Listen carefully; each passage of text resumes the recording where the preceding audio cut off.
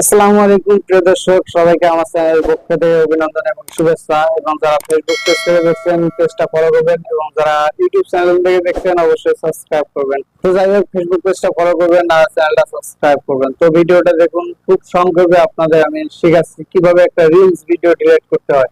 আমরা অনেকেই জানি রিলস ভিডিও ডিলিট করতে পারি না, আমরা খুব দ্বিধাবন্ধ হয়ে থাকে কিভাবে আমরা রিলস ভিডিও ডিলিট করবো। তো যাই হোক, আমি কথা বাড়াবো না, সরাসরি আমি ভিডিওর মধ্যে চলে গেলাম। আপনারা একটু ধৈর্য সহকারে দেখুন।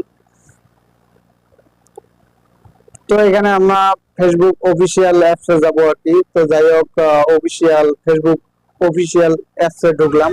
ঢোকার পর একটু রিফ্রেশ দেবো আর কি। রিফ্রেশ দেওয়ার পর আমার প্রোফাইলে আর কি ঢুকবো।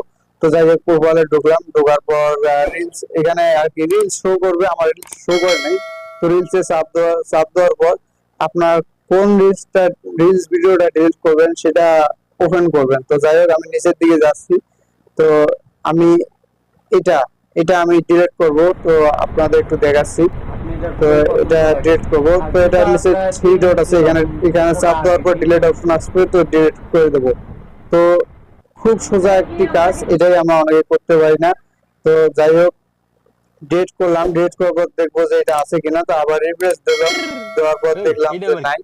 তো যাই হোক, যদি ভিডিওটা একটু হলেও ভালো লাগে অবশ্যই ফলো করবেন, চ্যানেলটা সাবস্ক্রাইব করবেন এবং ফেসবুক পেজটা ফলো করবেন।